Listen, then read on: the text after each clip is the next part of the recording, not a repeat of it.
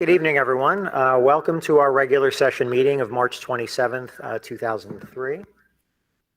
I'm going to open this meeting by calling it to order. The meeting of this meeting of the Denville Township Board of Education is being held in accordance with the Open Public Meetings Act.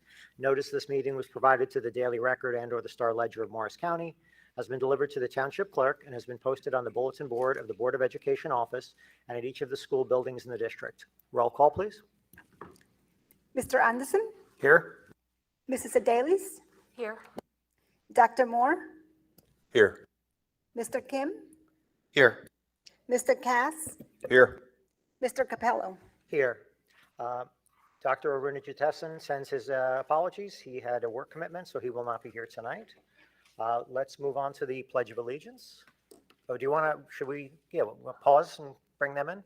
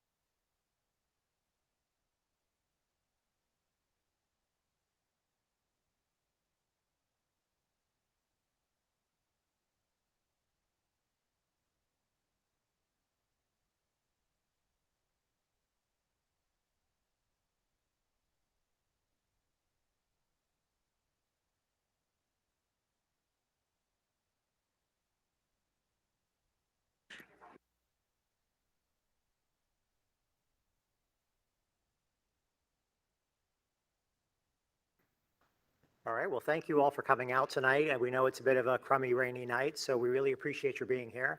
We're really excited to see your presentation, and we held off doing the Pledge of Allegiance so you could all join us. So we'll go ahead and do that.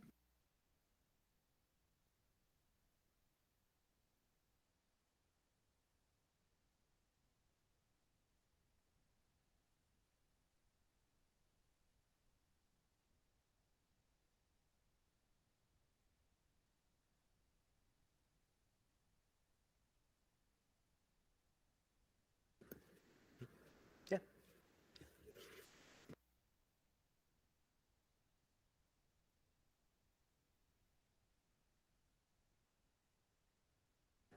Oh, use the tables?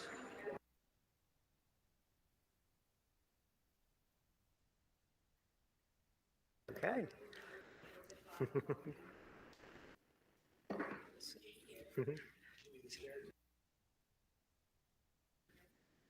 All right, well, welcome to Riverview students and staff, and thank you parents and grandparents for bringing the kids out tonight.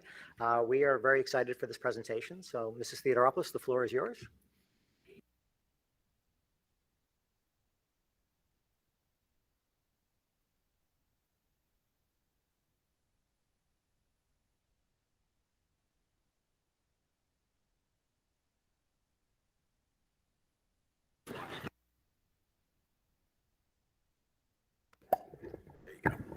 Thank you. Nothing I like more than a microphone. So we asked our fourth and fifth graders today to share with us some great things happening at Riverview, and we couldn't just stick with one. So we have the literacy unit that our fourth graders will be presenting, tying it into breaking news of being at the board office and showing some math games we will do at math night, and then showing how it all ties up with our service learning. So if you indulge us a little bit, we'll be doing video, live reports, and then some math stations that we hope that you take part of.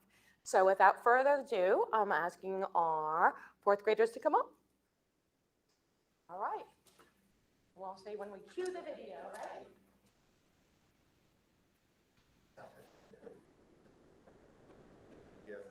Yeah, we might want to. We can also use that mic up there.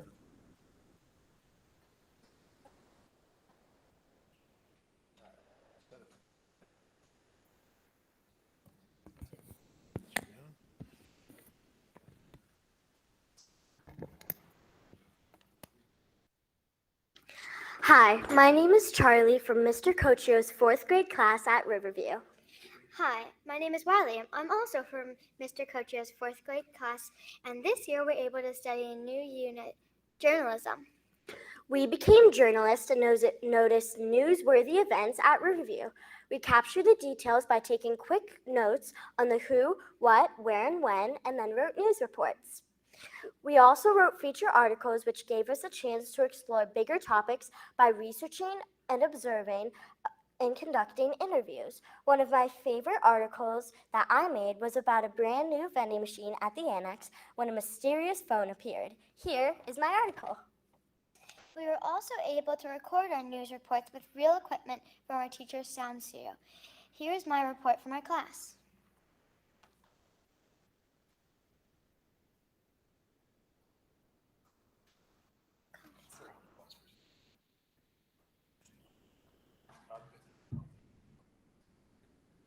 I want to National School Character 2. Riverview Rocks by Riley Hook. Kids all different hop on the school bus with their backpacks. Where are they going? To Riverview Elementary School. An awesome Blue Ribbon School and winner of National School Character 2. It teaches students about rocket behavior. That means R, respect. O, optimistic. C, compassion. K, kind. E, empathy. T, team player. It's an awesome school because it encourages kids to be a great person and to be them. Lots of kids in the school would agree that Riverview is a great place. For example, Eva D, a fourth grade student at Riverview School, says, I definitely think it's a fun place to learn and make new friends. Principals put together great fundraisers like the Fun Run and the Dance-a-thon. Kids at Riverview love them and they think they're super awesome. There were also amazing and wonderful principals, Mr. McCabe and Miss Theodoropoulos. They are two great principals and they keep the whole school under control and a good place to be. Go, Riverview Rockets!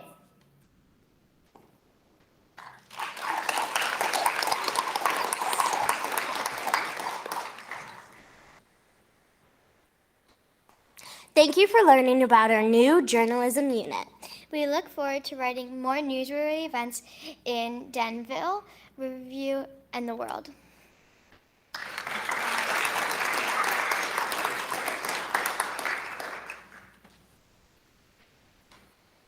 Wow, those fourth graders sure set the bar high on their incredible new journalism unit, learning about the 5 W's and other key skills of both breaking news and feature articles. That's right, Ileana, and here at Riverview Reporters, we always like to highlight our rockets, whether for academics or behavior. I'm Dylan, and this is my co-host, Ileana, from Mrs. Corvino's fourth grade class. Speaking of outstanding rockets, have you heard what the fifth graders have been working on? Yes, it has been reported and just confirmed that fifth graders are hosting a sensational service learning project. On Wednesday, April 19th, 2023, from 6 p.m. to 7:30 p.m., fifth grade students at Riverview Elementary will be hosting a math night to support an organization called the Hazel Project. Reputable sources gave us the inside scoop about the event. The math night will help raise money for buying supplies needed to make blankets for the service learning. we can reveal that any child who has permission and who wants to go to the math night can go to the math night. Amelia, a 5th grade student who's participating in it, said. Landon, another 5th grader who is involved in the math night, told our reporters, we have domino games, and for the older grades, we have fractions, and for the younger grades, we have addition and subtraction. But the real question is, how much money will they raise? Only time will tell. We'll keep you updated as the sensational story continues to unfold. Wait, this just in. An anonymous source just commented that 5th graders might even give a sneak peek of their math night to the Denville Board of Education members. Tune in next time for Riverview Reporters. Up next, our 5th graders.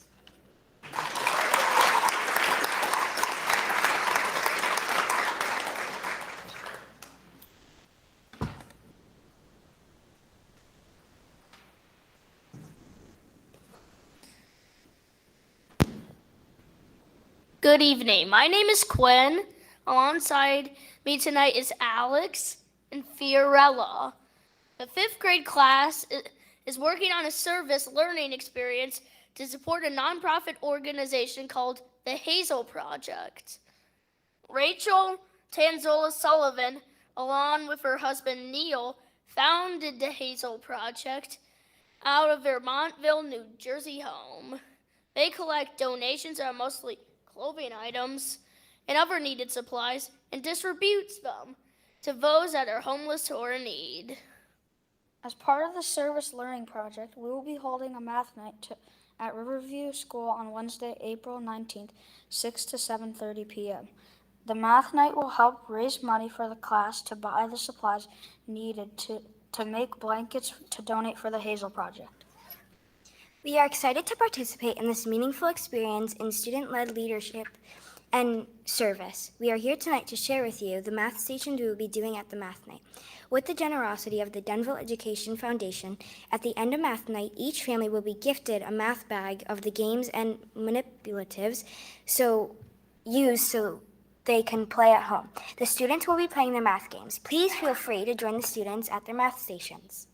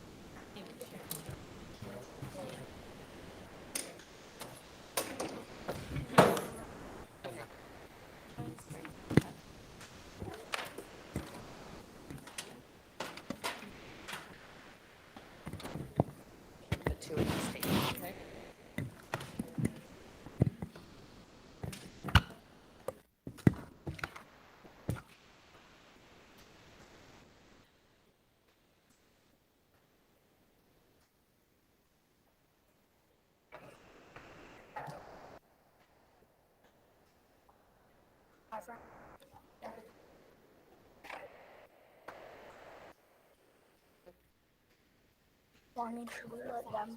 Yeah. Stations are all set. Should we let them play? Will tell you what they are doing at education, what they'll be teaching on math night for grades K through 5.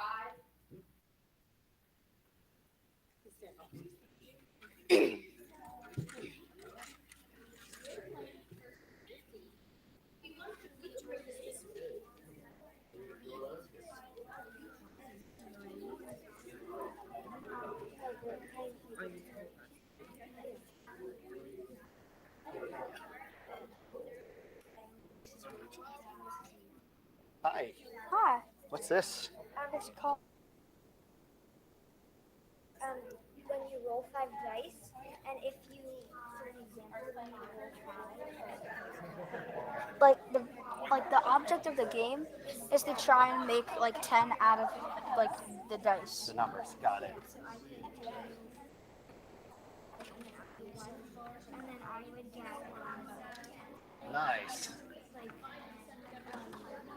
5 that would be 5 points. And if you used like 2, then it would be 1 point.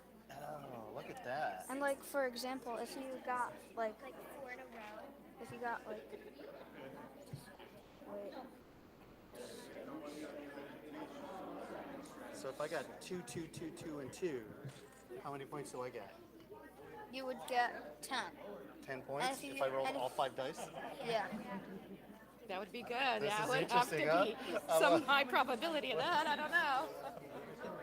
All right. Okay, so I've got, I see a 3, so does that mean I get 5 points? Awesome. I see you could get 4. Oh, there's another one. Okay, hold on. There's math involved. Aren't you the finance guy? Yes. Yeah, I can't do math. he's under pressure. I'm surrounded by such smart kids. Oh, they're very tolerant. I see another one. Okay, I saw this one. So I don't. What else is there?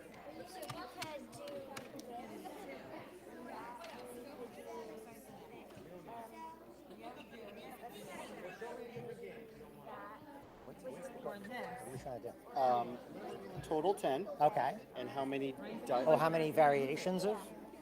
The more variations, the more points you get. Oh, okay. The more dice involved. The more points you get. Yeah. So if I rolled 5 2s, Right. I would get 10 points at the max. Right? Ah. Nice. Oh, you roll them, and you have to work with what you got. Or you could do- Okay, I got you. Yeah. Mr. President wants to try it. All right, so I roll them all? Yeah. Okay. All right, and I got to make combinations of 10. Yes. Oh, that's not great. Obviously, that's fine. That would be 1 point. All right. Yeah, that was kind of a terrible roll. There's not much else I can do, right? You To got get to mostly 10? 5s. Yeah, that's a rough one, right? I think that's it for me. Like, I think I'm done. no. I don't think, unless I'm missing it, right? Yeah, I think that's it. All right, that was a terrible roll. Thank you, guys. That's when we move on. Thank you. Great job, guys. Great job. Great job. How are you? You're not interested.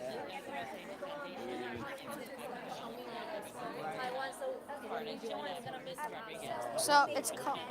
So and like it's in the name. The object of the game is to like make a 10. Oh. Yeah. Okay. All right, and I'm gonna make it 10. Okay, so I guess there's all 5 into the Good job. Good job up there. See that stuff around there. All right. So I must have been doing like 10 years ago, Tina, we did the math around the clock, right? Yeah. That would be bonus points, which would be 6. 6. And then if you get all 5, then that's 10. So then these are my bonus points, I guess. This is really awesome. Like say if you get 2 dice like 2 dice that equal 10. That's the if that was the only thing you could do, that would be 1 point. Okay. And if you did 3, then that would be 5. Okay, so it works out a little better when I have more of them, right? That add up? Yeah. Oh, wow. You have to be strategic about it. I already like that. Like it would be, you would have to get lucky mostly to get a 2, 2, 2, 2, and 2. Well, I was pretty close. Yeah. The 2, the 1, yeah. Right? I'm gonna try one more time. All right, let's see if I can pick the best combination. Because I see a way to get there with 2, But you can do these 2 instead of the 4. and then that would allow me to use these 3, so that would be a better strategy. Right, really cool. Thank you for teaching this to me. You're welcome. How do you play this game? So, Okay. and the object of this game is like to try and make 10 out of the dice that you roll. Okay. So when you roll it like this, you have to add it to 4. And then, That would be 6 points. Oh, okay. so then you got 6 points, but then if you do like all 5, if you make something out of all 5, then that would be 10 points. Okay. What is it called? What is this game called? It's called Make It 10. Make it to 10. Okay, make it to 10. And then if you get 2, like 5 and 5, Yeah. then that would be 1 point. Okay. If you got like a duo, if you got 3, then that would be 5. Okay. Here, let me try. So if I go like this, right? And I have two fives, right? Or I could do this. That would be more points. What happens then? So then that would be That's 1 two. point. That's 1 point. And then this would be 5. So you got 6 points. 6 points. Oh, pretty cool. Yeah. I know. Yahtzee. Yeah. Good roll. All right, let's see. Let's try again. But you're always trying to just, let's see, make 10. I got 2 cents over there. But if I can only do that, then that's it, right? Yeah, then you get 1 I point. guess not. All right. Well, good to know. That's a cool game. I like that. All right, thank you for teaching me that. I'm going to use it at home. Thanks. Guys, I think we're about done. If you want to start packing up the game, we'll come sit. The students sit facing us. Miss Smith, you want to start packing up? I'll just tell them one by one. Yeah, so you want me to just tell them? Okay, 5th graders, you can start packing up your games. You did a great job. Thank you so much. And then we have to stay here. Thank you. And then I'll start. Okay. Right? Yeah, and what are you saying? Really good job, guys. Yeah. That's it. See? See? He's going to stand on the corner. I know. Quinn, you are on it. Yeah. Recruiting everyone to come. Where do you want to go first? Yeah, Okay. Yep. Perfect. Okay, that's good. Okay, just go and sit down there. We're going to make him take a picture. This is yours. Thank you so much. You guys did a great job. Coming out on this rainy night.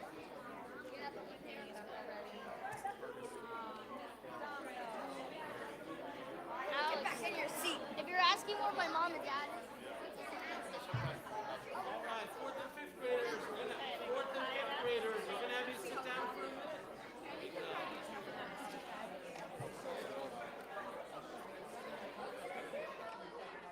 Hey, how are you? What's that? Yes. That's awesome. Good job. Thank you. Thank you. I know we gotta take a seat. Go ahead, go take a seat. Go take a seat. Thank you.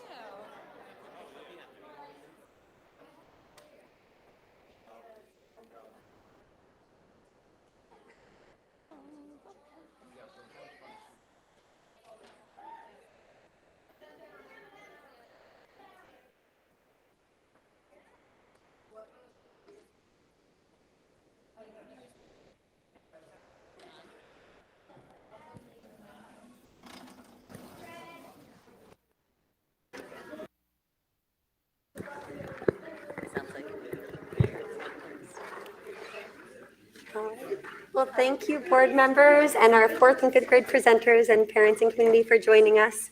Our 4th graders loved embarking on the journalism unit for the very first time. As I said, they learned so many valuable skills, and we're looking forward to being able to report on other big happenings at Riverview in the years to come.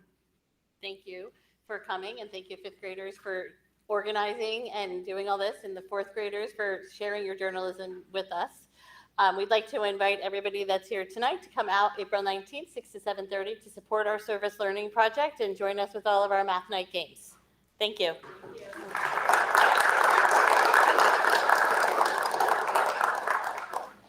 Well, thank you, everyone. I'm sorry. Did you want to say something?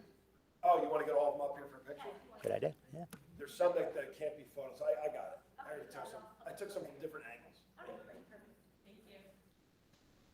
So again, thank you all for coming. I can honestly say you gave us the most interesting, exciting meeting probably of our year.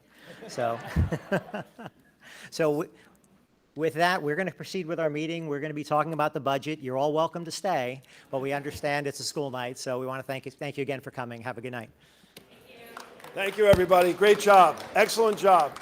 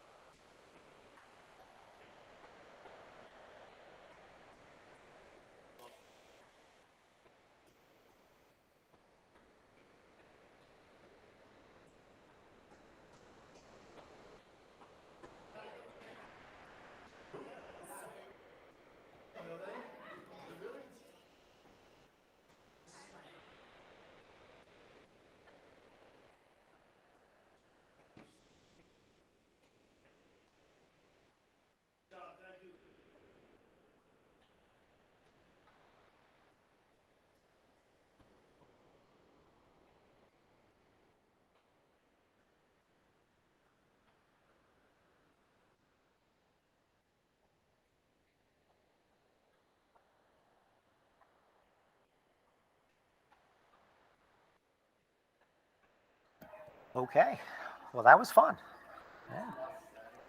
Yeah. The budget's never sad and depressing. Dr. Forte, do you want to go right into the budget presentation? Or do you want to shift? Yes, I do. We're ready. You're ready? Like, good to go? All right. We are ready. It's posted on the 2 TVs. As you see, we have a March 27 revision. This will be posted on the website tomorrow. And if you don't mind moving, this slide did not change from the last time. These are the items that are still in the budget for curriculum, and it comes out to $122,000. This slide also didn't change, if you wouldn't mind, Rick, moving to the next one. These are the things in the budget, items in the budget that will be funded through reserves and grants. This did not change as well from the last presentation. One more time, Rick. And this is a reminder of why the budget was so difficult this year.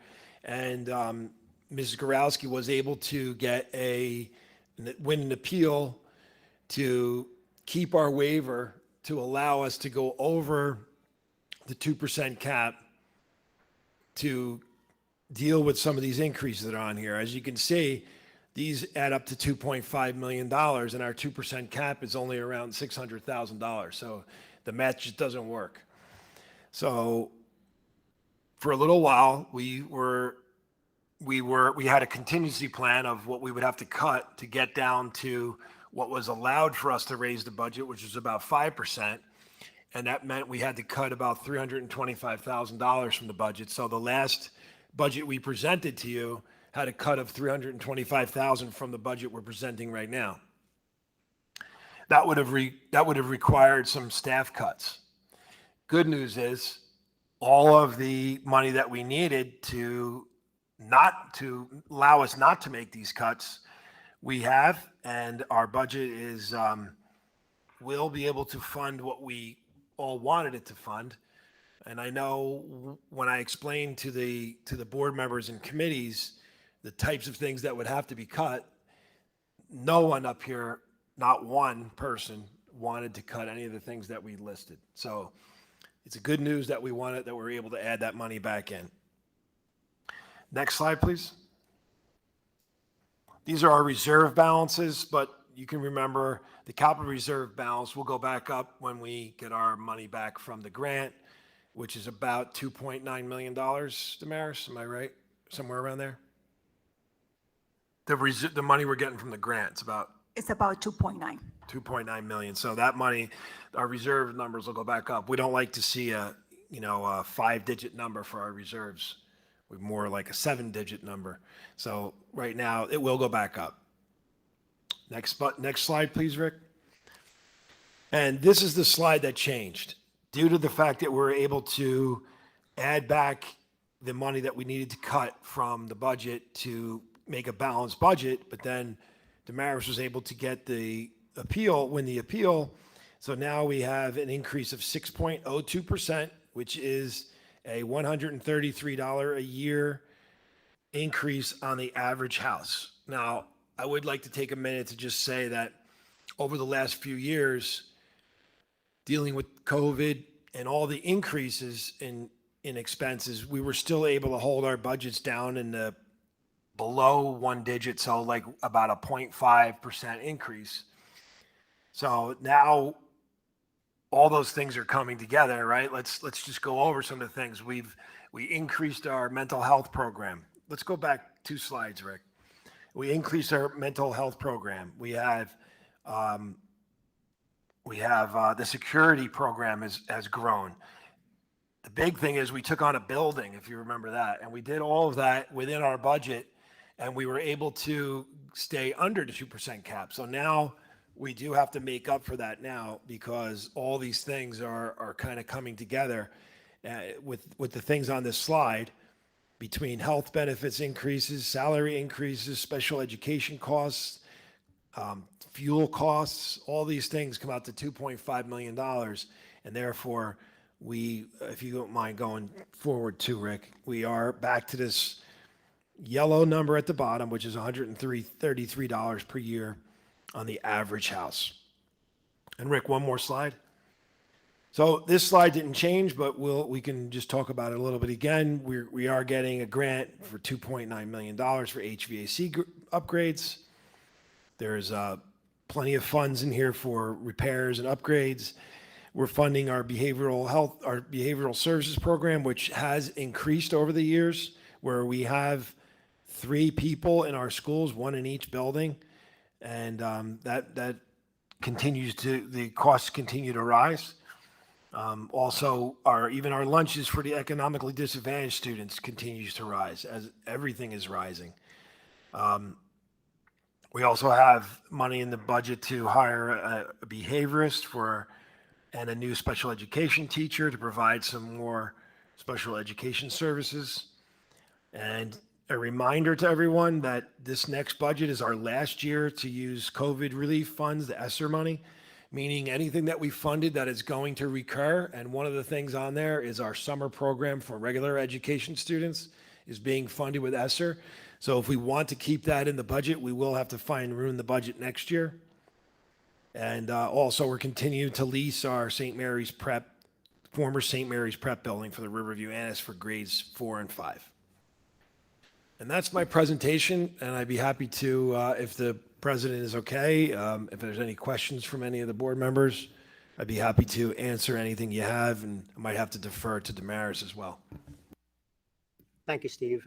Yeah, we can open it up for questions if there's anyone who has something like to start, either side. No questions. Great job on a very complex budget this year. And the fact that we're not making any severe cuts is just phenomenal. I'd like to echo what Mr. Cass said. Yeah, working on the committee with such great board members as well as great administrators is, definitely makes the job a lot easier. I do want to, so thank you to the administrators and the board members that are part of that committee. I do want to bring to the board's attention that instead of a binder this year, we have a truncated version of the binder. And so all board members should have a copy of the first maybe 6 to 8 sections of the binder that's typically published for us every year. I had requested that this be available so that everyone could sort of follow along and see some of the highlights that are found in this budget, and if there's any questions as well, that we can continue to have the further discussion. I do want to bring to everyone's attention the second to last page is that chart that you see also in the Steve's spreadsheet, which is basically the historical tax levy. So in 2021 to 2022 was a 0.51% increase instead of the full 2% or higher. Last year was 22-23 school year was only a 0.75. So this year is the 6.02 that Steve included in his presentation. Also in your packet, if you click on board docs for today's meeting, you'll see the full budget binder, just electronic copy.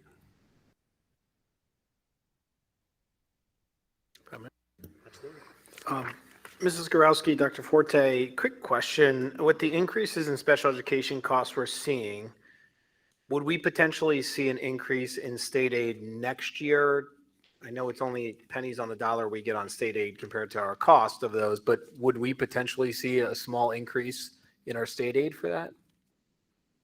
Well, if it's a possibility because of extraordinary aid, but I don't believe we would get any additional aid because it goes by the number of students, right? So I'm not sure. Maybe Damaris can answer that better. It goes by the number of students, but it's also on the IDEA application.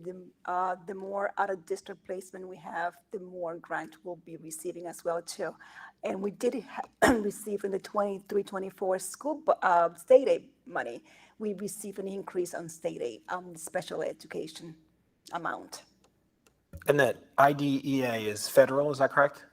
That is a federal grant Okay. that we apply every year. Got it. Okay. Then the extraordinary aid, these things are kind of complicated, but the extraordinary aid is we're supposed to get 95% of the cost of any student that costs the district more than $45,000 in an out-of-district placement. So if you pay, if it's 100. 55. 55. So if you pay $100,000, you get 95% of the 45. If it's in district, what is it, 35 or 40 now? It's 40 in district and 55 out of district. So in district, if a student costs 50,000, we would get 95% of the 10,000 over 45. And the state has been funding that to the 95%. Obviously, they're supposed to give us 100%, right? So we're happy that they're giving us 95. But it used to be almost like we weren't sure what it was going to be. Now it's been better. Yeah, and I think a couple of kind of notes when I look at this budget and have dug through it and spoke to Mr. Kim and Mrs. Gorowski and Dr. Forte. I think we talked about it, right? It's the perfect storm in a bad way for us on a lot of increases and a lot of challenges we have financially. However, I want to remind the public a few things. The per household, average household cost, there's a tremendous amount of variables that go into that.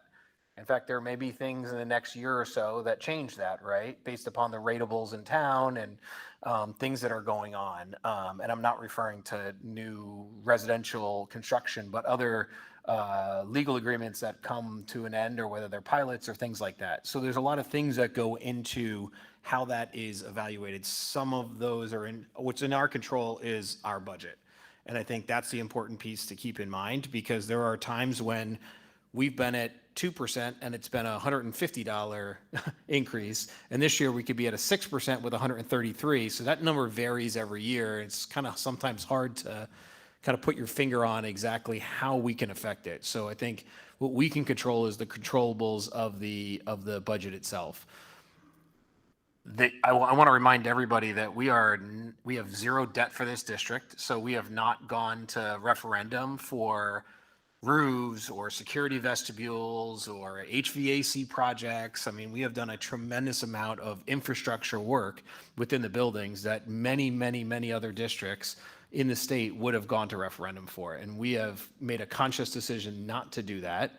And so therefore you see, and what Mr. Kim was referring to, which is the historical kind of tax levy increases, you see it kind of fluctuate a little bit. There's years where whenever we can minimize it, we minimize it.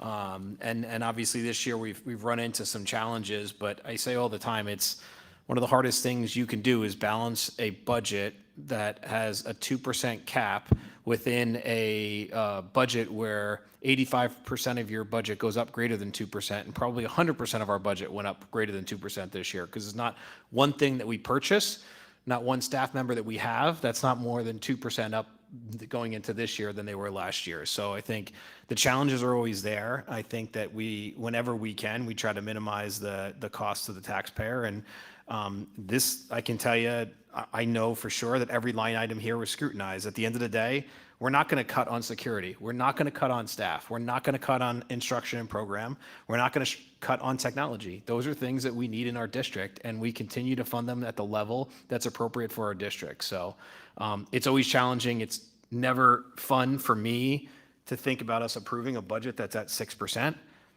but I can do that based upon knowing that everything has been scrutinized to make sure it's appropriate, needed. There's nothing extra in here.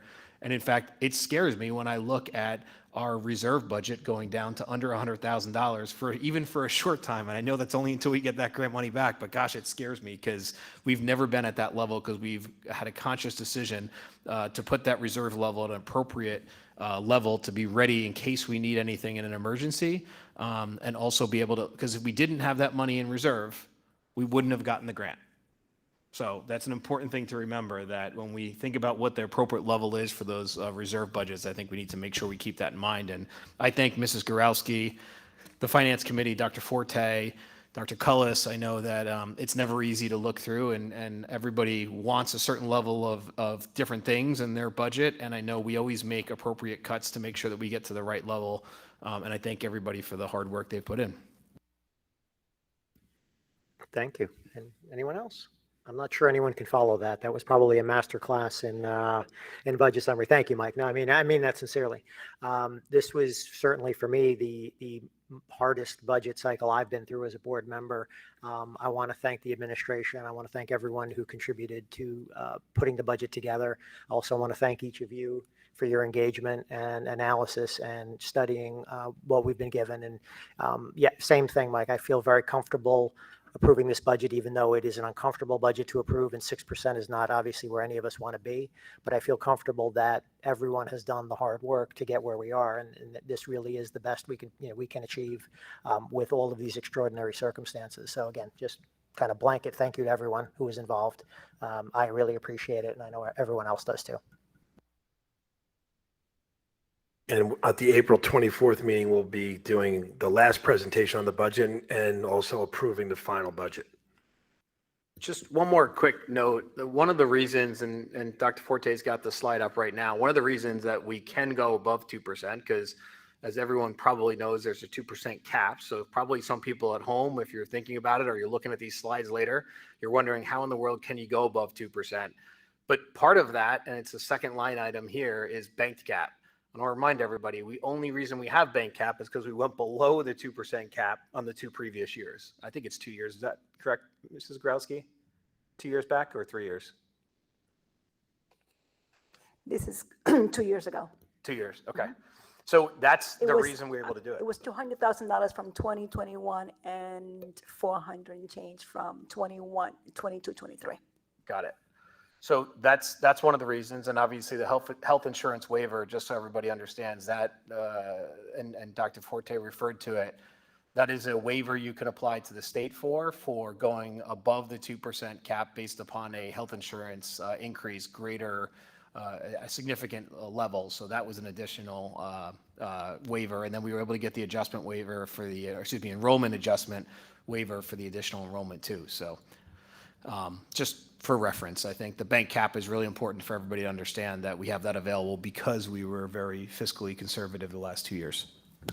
And to continue on the bank cap, thanks to the board that wanted to put back state aid for tax relief, that money will be bank cap for future years. So, Ms. Gorowski, you're talking about the S2 monies that we received for approximately $488,000 that we decided not to utilize in our budget and give back to the taxpayer, right? That is correct. Yeah, I think it's important to note that even though we're at this budget with 6%, we already cut $1.5 million out of requested items and other increases that we had to make hard decisions on. And we're not going to add back 488,000 of those cuts. We're going to keep those $1.5 million in cuts and use that 488,000 as is intended to use from the state. We are one of the districts that is benefiting from S2, but when I talk to some of my colleagues, they're on the other side of S2, and they're having to cut a lot of stuff. So I feel strongly that our taxpayers weren't getting the money we should have been getting for all those years. So now the fact that we can use this as tax relief is a good thing. It should also be noted that I think S2, 1 more year, 2 more years, is that? Well, it depends. Well, it's right? supposed to be 1 more, right? Right? It is. Yeah. I think there's 7 years, 1 more year.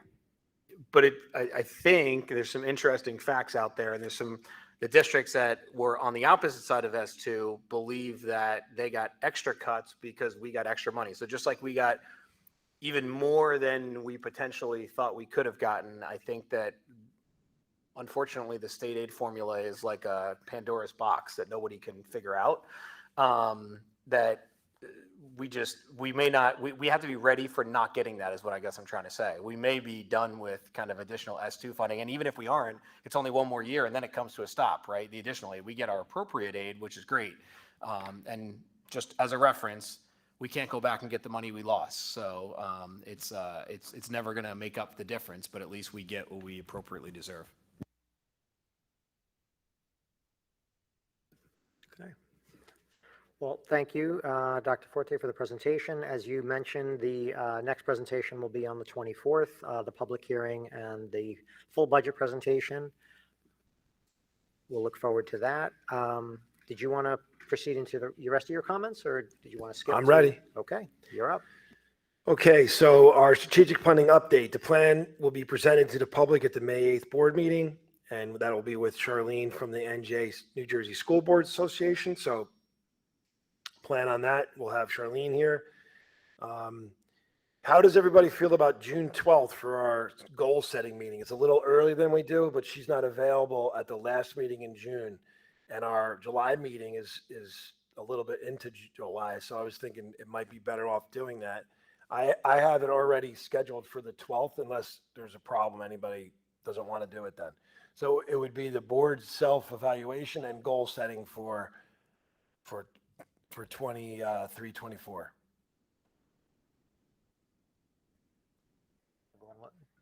No immediate conflicts? So why don't we do that? Why don't we pencil that in? Good. I'll send it to Vinu, make sure he's as well. Did you get your board self-evaluation email yet or no? I know you got the superintendent evaluation, but not that Just the one. superintendent one. That's I'll ask her to send that one too. Next thing, each school is nominating a student for the New Jersey State Board of Education Student of the Year. And this Wednesday, we're going to CCM for the Morris County School Board's Unsung Hero Award, which will be given to 8th grader John Capitello from Valley View. It's not the only one, but our award winner will be John from Valley View.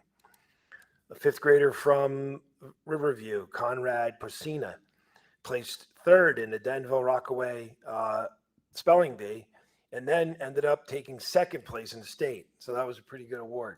2nd place overall in the state in the New Jersey spelling bee. Possible adjustments to the 22-23 calendar barring any additional emergencies. We would end on the 16th. Does anybody want me to wait all the way till the next board meeting to get that out to the public? Because it's about a month from now. I was thinking about doing it like maybe before spring break. What do you think? I'd say, yeah. I mean, I think people would appreciate that. Yeah, we'll get it out. And what do we have here? Persons of the Year nominations are open. That's been sent out. It's on the website. It'll go out in all the newspapers as well. So please think about some Persons of the Year. And it's being funded again by the joint PTAs and the Foundation of Denville. All the winners will receive $200 worth of gift certificates to the local businesses, as well as a plaque, and then also be put on the plaque in our office. That's it for my comments. Great, thank you. Okay, moving on to Dr. Cullis. No comments at this time. Okay, fair enough. Moving on to Business Administrator, Mrs. Gorowski. I would like to remind the public and the board that November 7th, 2023 is the school year election. The packet is due to the county at 4 p.m. on July 31st, 2023. Anybody interested, please submit your packet by the 31st of July by 4 p.m. Great, thank you. And there's information on the school website as well.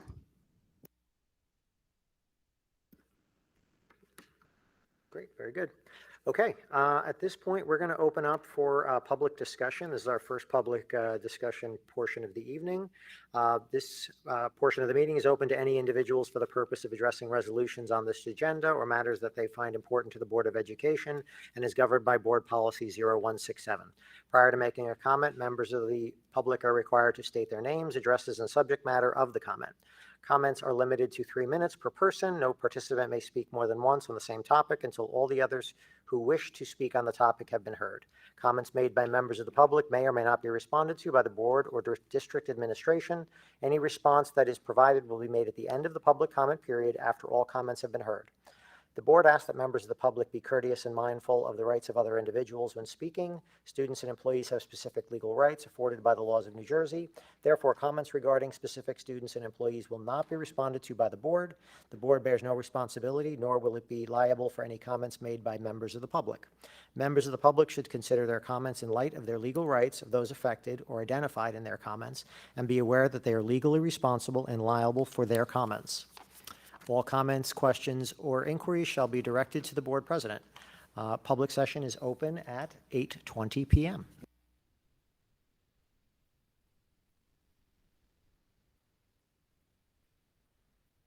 Okay, seeing no one online other than us, and there's no one in the chambers from the public. I'm going to pause for just a second, and we will close the first public comment at 8:21 p.m. Okay, moving on to old business. These are items action to be taken this evening. Mr. Anderson, can I ask you to move us through these tonight?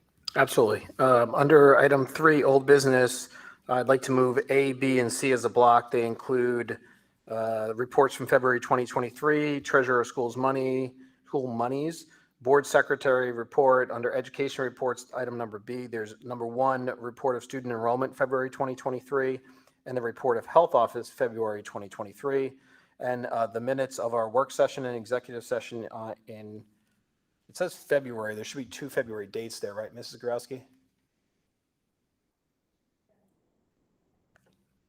Do we need a specific date, or February is fine? I guess it says work session, right? So we're okay?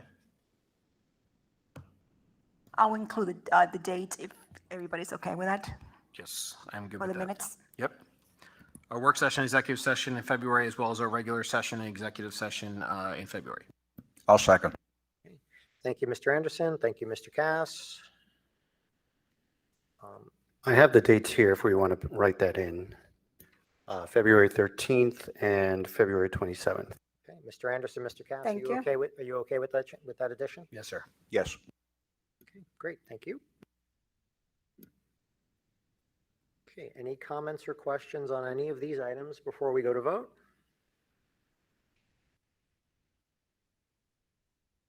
Okay, seeing none, roll call, please.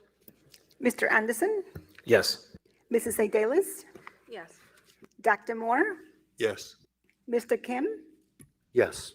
Mr. Cass, Yes. Mr. Capello. Yes. Okay, moving on to new business action to be taken. Dr. Moore, would you move us through personnel, please? Sure. So I'd like to move for approval of the following resolutions under personnel. Item number 1, we have leave replacement aid, some merit pay for payroll assistant, honors biology, additional duties for that, and several positions under the after-school enrichment program, some tutoring, several positions in the summer program, and there's 2 additions to leave replacement teacher new hires. I'll second. I Thank still you. got a Yeah. few more to go, Yeah, no, he's not. Yeah. but thanks. We have number 2, a leave of absence, item number 3 and 4, leave of absence, and 5, leave of absence. Item number 6 is the contract for Dr. Forte, superintendent. Item 7 is the approval for staff for summer exploration program. And item number 8 is A, B, and C is a list of substitutes. I'll second. Thank you, Dr. Moore. Thank you, Mr. Cass. And just for sake of clarity, the 2 additional items you mentioned on item 1 were from the addendum N and O. Is that correct? Yes. Great, thank you.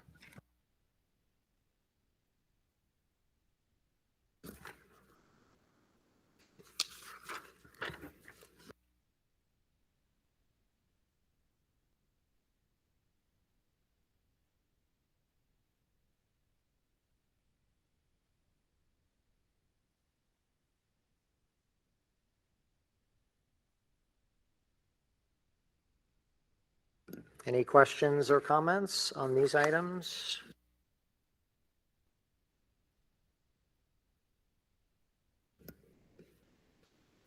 I would like to point out that as we had noticed it previously, Dr. Forte's, we're approving tonight the extension of his contract to June 30th, 2027. that's been discussed and put before the public previously. We'll be voting on that tonight. So it's good news and congratulations there.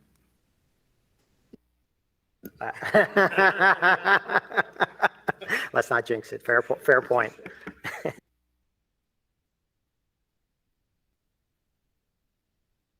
Okay. Anybody else? All right. If not, roll call, please. Mr. Anderson? Yes. Mrs. Adelis? Yes. Dr. Moore? Yes. Mr. Kim? Yes. Mr. Cass? Yes. Mr. Capello? Yes. Okay. And now, congratulations. Thank you for the vote of confidence. I appreciate it. I knew the vote was going to be okay. I just wanted to say thank you. All right. Thank you. Moving on to instruction and program. Mr. Anderson, would you move us through these items, please? Sure. If there are no objections, I'd like to move under instruction program, item number 1A through D, which is workshop with expenses. Item number 2, which is the attached field trip list. And then item number 3, which is the board to approve Brainwash Game Show to provide interactive academic experience on May 31st, 2023 at Valley View Middle School at a cost of $2,200 to be funded through Title IV enrichment. I'll second. Whoa. You know what? I'm going to give it to Mr. Kim tonight. I thought he might have too, but.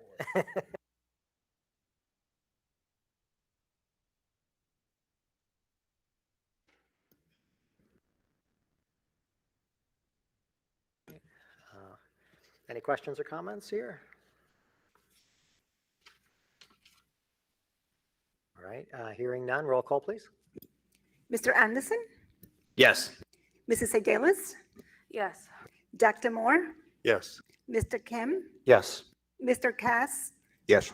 Mr. Capello? Yes.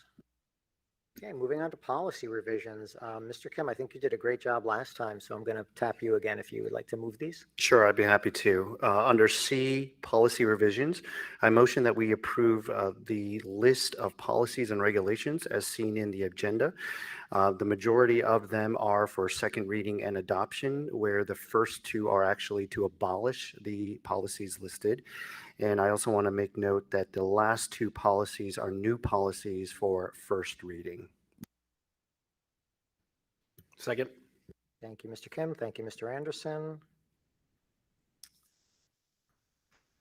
I know we noted it before, but I did want to just note that the two policies that we are abolishing that Mr. Kim mentioned were the road forward COVID-19 and school employee vaccination requirements. So I cannot be happier to abolish those two policies. Okay, sounds good. All right. If nothing else, roll call. Mr. Anderson? Yes. Mrs. Adelis? Yes. Dr. Moore? Yes. Mr. Kim? Yes. Mr. Cass? Yes.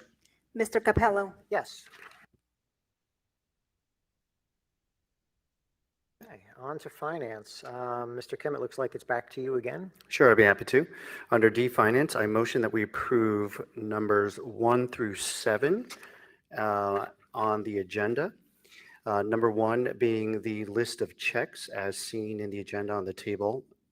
Number 2 is to approve the submission and to accept the grant of the funds for the amount of $6,660 from the School Climate Awareness Education, implementing the New Jersey Student Learning Standards for Climate Change application. Number 3 is to approve the lease for the Lakeland Hills YMCA to provide aftercare and before care for the 2023-2024 school year, which would amount to $30,000. Number 4, to accept the donation of $1,500 to fund the author visit by Geeta Varadarajan in Lakeview and Riverview, which would be donated from the Denville Education Foundation. Number 5 is to rescind the tentative budget that was approved on March 13th, during the March 13th board meeting. I'd like to skip to number 7 real quick to approve the contract with Brookfield Schools Inspira Bridgeton to provide home instruction for a student at a rate of $50 per hour. And finally, number 6 is to approve the tentative budget, the new tentative budget for the 2023-2024 school year,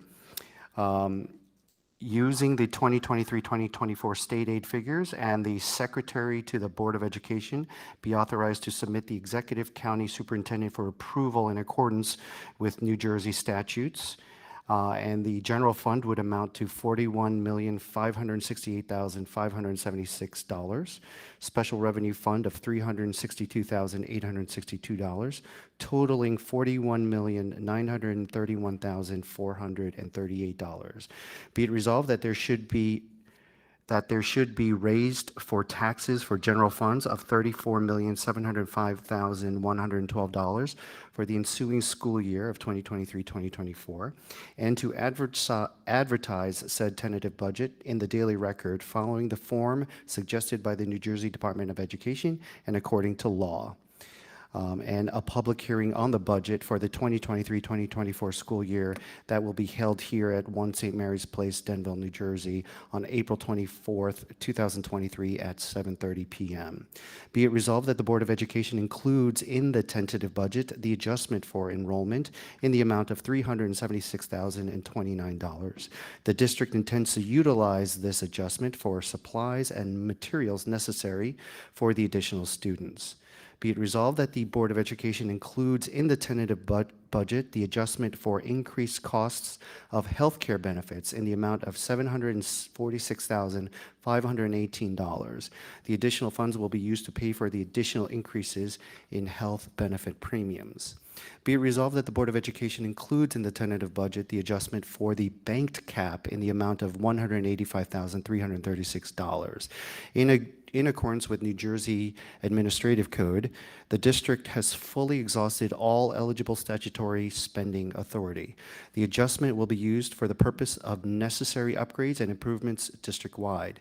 The Board of Education will complete this by June 30th, 2023, and acknowledges that it cannot be deferred or incrementally completed over a longer period of time. Be it resolved that the budget includes in the budget a capital reserve withdrawal in the amount of $2.9 million to assist with various school-wide projects as listed below. These improvements and upgrades will be completed by the end of fiscal year 2023-2024, and that includes the Lakeview HVAC project for $2.9 million. Be it resolved that the budget includes the use of maintenance reserve withdrawal for $403,000 to assist in funding building repairs and equipment district-wide. These improvements and upgrades will be completed by the end of fiscal year 2023 and 2024. The 4 projects are listed in the agenda. Whereas the Board of Education recognize school staff and board members will incur travel expenses related to and within the scope of their current responsibilities, and for travel that promotes the delivery of instruction or furthers the efficient operation of the school district. And whereas New Jersey Administrative Code requires board members to receive approval of these expenses by a majority of full voting membership of the board, and staff members to receive prior approval of these expenses by the superintendent of schools and a majority of full voting membership of the board. And whereas a Board of Education may establish for regular district business travel only an annual school year threshold of $150 per event, where prior board approval shall not be required unless this event threshold for a staff member is exceeded during July 1st to June 30th. And travel and related expenses not in compliance with New Jersey Administrative Code, but deemed by the Board of Education to be necessary and unavoided, as noted on the approved Board of Education out-of-district travel and reimbursement forms.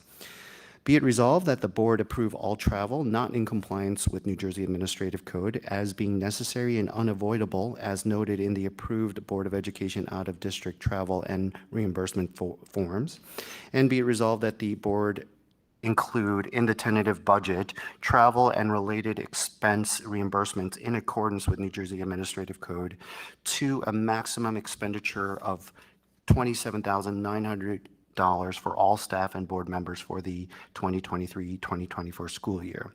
The maximum travel expenditure for the amount of the 2022-2023 school year is $23,672, of which $13,105 has been spent and $10,567 is encumbered to date. The school business administrator / board secretary shall track and record these costs to ensure that the maximum amount is not exceeded. Be it resolved that the board approve a maximum and annual expenditure for professional services in accordance with New Jersey Administrative Code. The auditor for $34,000, attorney for $80,000, and architect for $5,000. Mr. Kim, I will second that. Thank you. Fantastic job. Thank you. I promise I will not call you on you again this evening.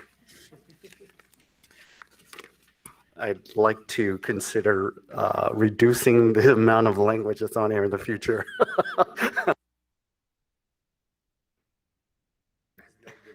Right. Any additional comments, questions? Obviously, we talked a bit during the presentation. Anything specific here? Anybody'd like to? I had a question on number 2, the New Jersey Student Learning Standards for Climate Change. Maybe, Dr. Collis, do you have any, some general information on what those standards are that are going to be coming our way? They cross multiple content areas. So there's a little bit in science, but there's also some in technology. So it's in those areas that we will be spending our money on some training, although we did go to some training last year and some purchase of some additional supplies for climate change. It really is reading science. It is in one of the units. So I think at this point, I know we're going to be putting some of the money towards the Garden Valley View, and then a couple initiatives that they have going now with cycling and a few things there from the green team. You put together a team for this, right, Damaris? The Valley View Green Team is organizing the climate change, and they had put together some professional development that they will be attending, as well as purchasing supplies for the Green Team associated with this grant. Great. Sustainability would be part of the program too. Yes.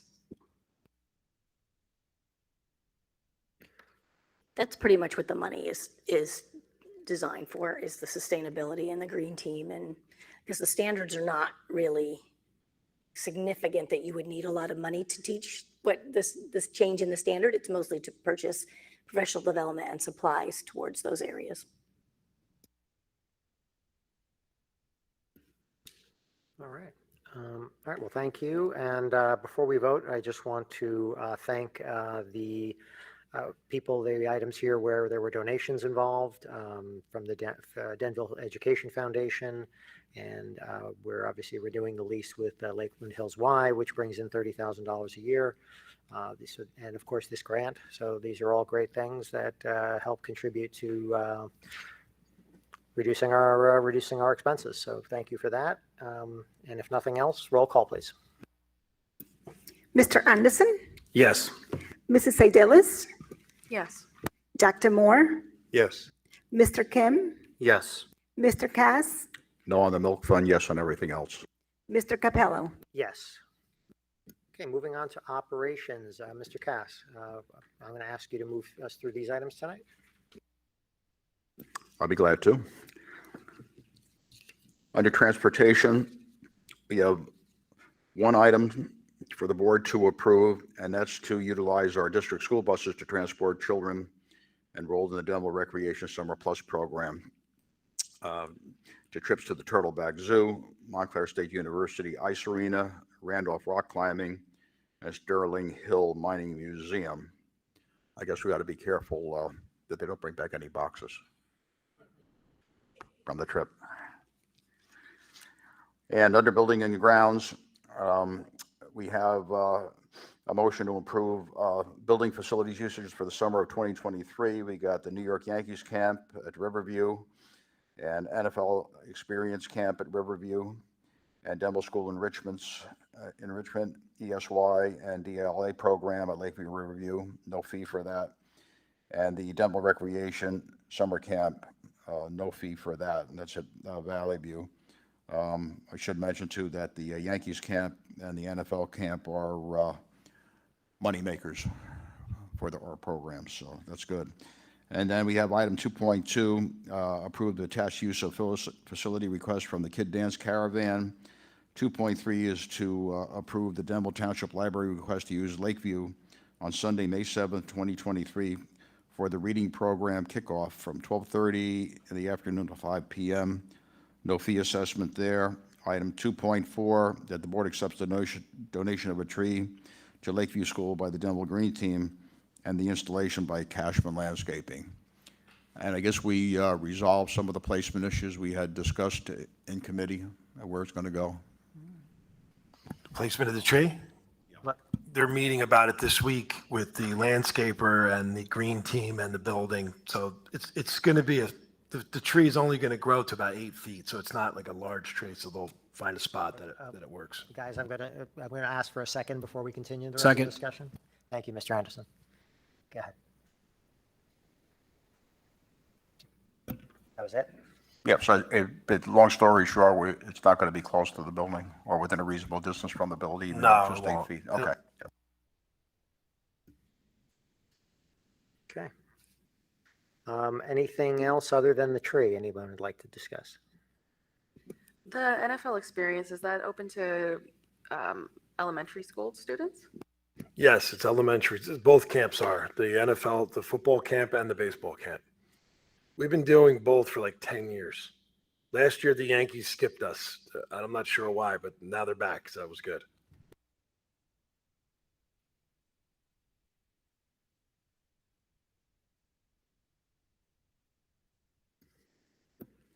That's too bad. They must have given that money to Aaron Judge to re-sign him, extend his contract.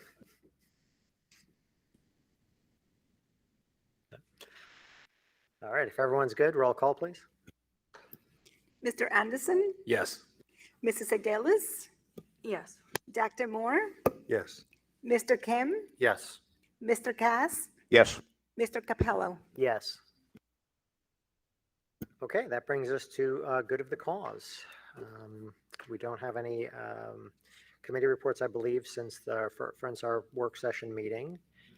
Correspondence, and then we are on to discussion items. Before we hit that, I will just remind all the board members of two things. One, we received an email about Steve's evaluation. So when you get a chance, please start that. And also, I expect that we'll all be out at Dunkin' Donuts for their grand opening on Saturday. Everyone saw that email. So it was a big invite. I thought it was only sent to me. So I thought it was spam.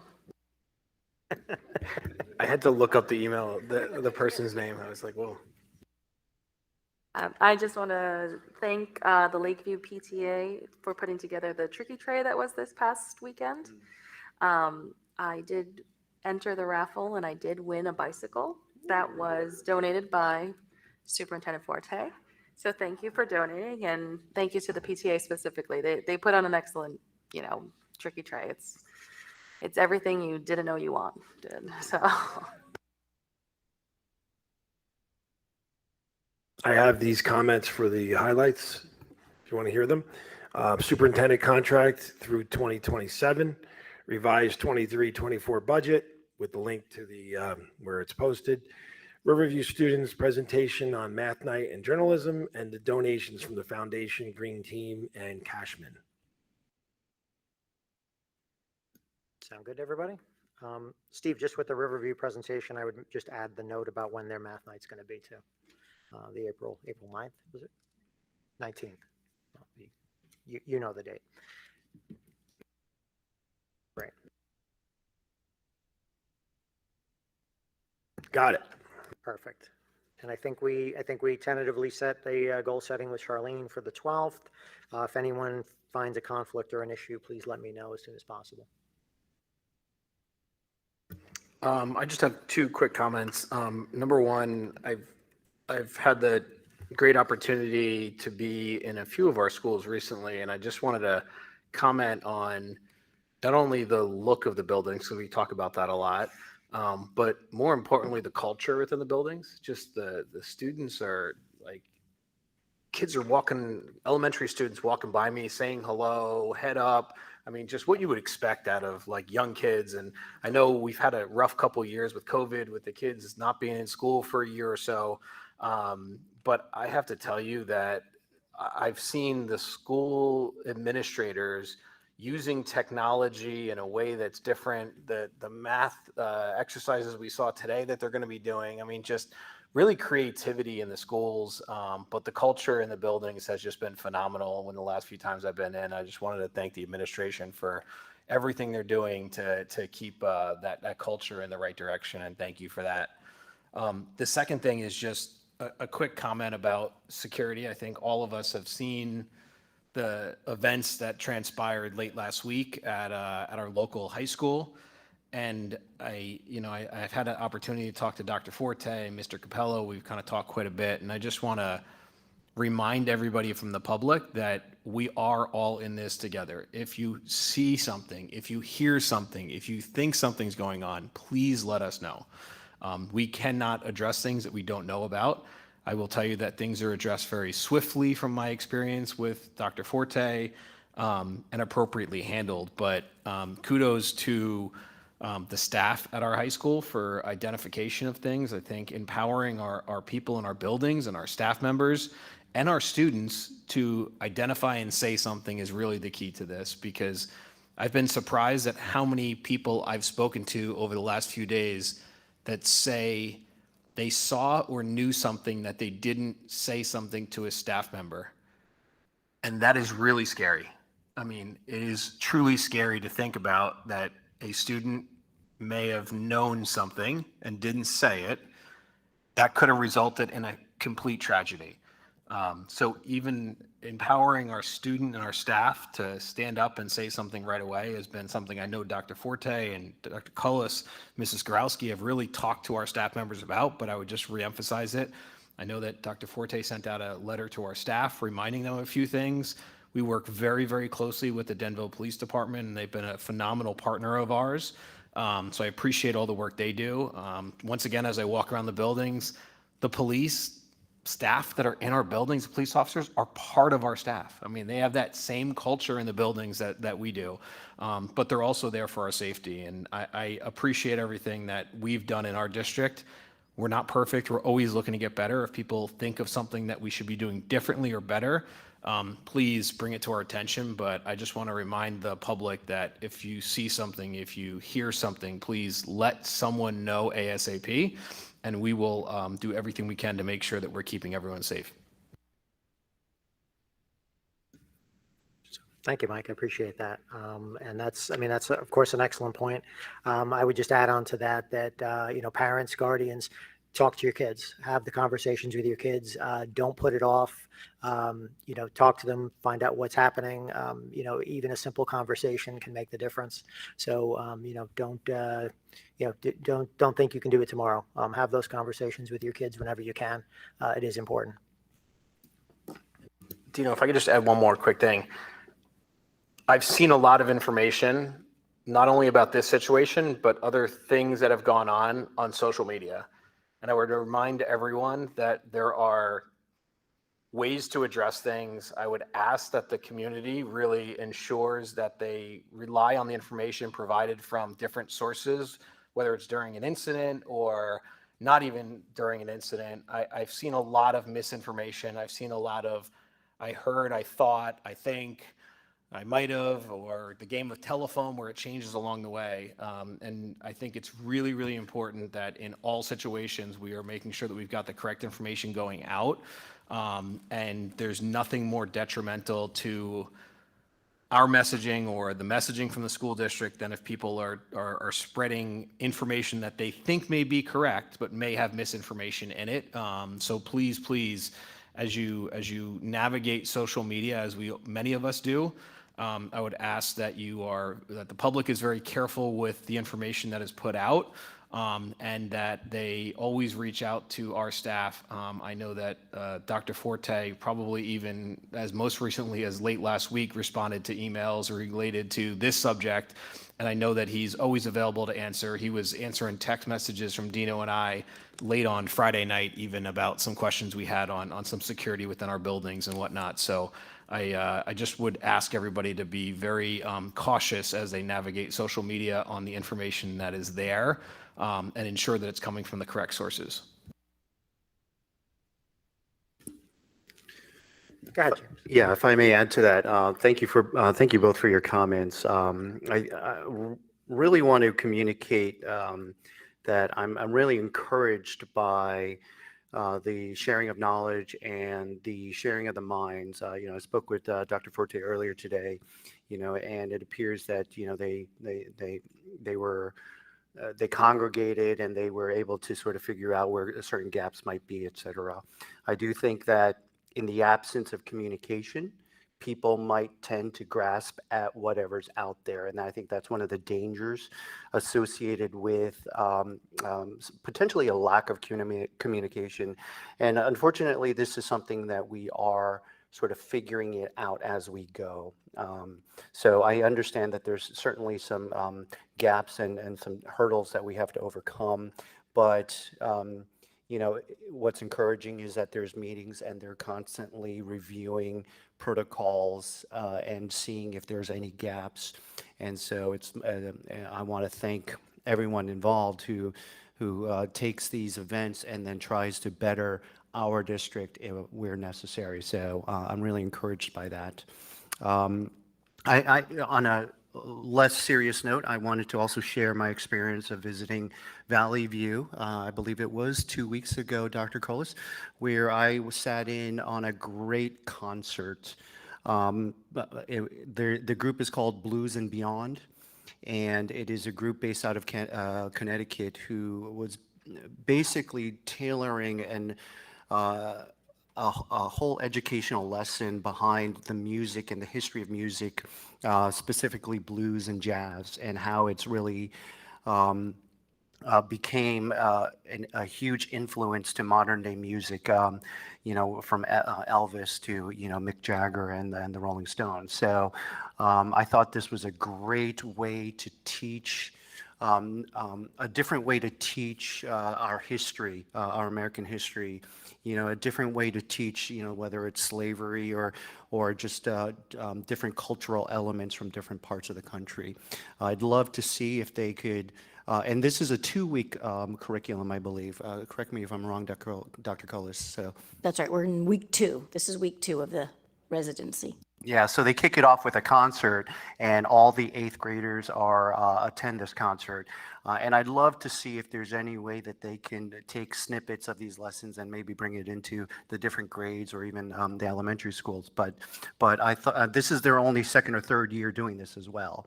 And they've partnered with Dr. Colas, and they started to develop this, and they're trying to now grow this program. But I thought this was a great experience, and just to sit and listen to different songs that we might have heard in the past and understand how the blues and jazz has influenced American culture was a great learning experience. So I want to thank Dr. Colas for arranging that. And they're going to be providing a free concert. We don't have the exact date. We have a tentative date, but I will put out there what the date is. So for anybody in the community, parents, everyone, you'll be able to come. And the students write songs and then they record them. And they're actually going to come and perform the songs the students write. And then they'll also do their own music, which is beautiful. I mean, these are Grammy nominated musicians. I mean, they're absolutely amazing. And although they're not here, I really want to congratulate our social studies department, because we have been the school that has worked with them and developed their whole curriculum. I mean, we've worked with them closely since the beginning, and it was more music, and now it's really history. And then they hired a retired social studies teacher to work with us, and we really developed it with them. And so this is kind of a thank you that they're going to be doing this concert for us for really a lot of the work that we've done with them. So it's nice. $2,500 was funded for them to do the first concert. So the foundation did pay for the first concert. And then with some of the federal grant money, we paid for the residency. That's great. Thank you. And thanks for highlighting that. That's really, that's a great program. And it's really cool to hear that we are involved with a group like that as a thought partner in developing something that's going to live on. So really cool. Anyone else? Okay. All right. If not, we're going to move on to the second open public comment section of the evening. The same rules apply that were read into the record earlier. I'm going to open up at 8:56 p.m. Okay. Seeing no one online and no public in the chamber, we're going to pause for just a second. And I'm going to go ahead and close also at 8:56 p.m. We do have a need for executive tonight, I believe, Steve? Yes, we do. Okay, pertaining to what topics do we? Security. Negotiations. Negotiations. Negotiations, security. Okay. Mrs. Adelis, could I ask you to move us into executive tonight for security and negotiations? Sure. I move to convene into executive session in accordance with Section 8 of the Open Public Meetings Act. The purpose of this closed session will be to discuss negotiations and security. Minutes of this session will be made available to the public when the need for confidentiality no longer exists. Second. Thank you, Ms. Adelis. Thank you, Mr. Kim. All in favor? Aye. Any opposed? Any abstentions? Okay, we're going to be in executive session at 8:57 p.m. and we do not anticipate coming out for voting. Thank you very much.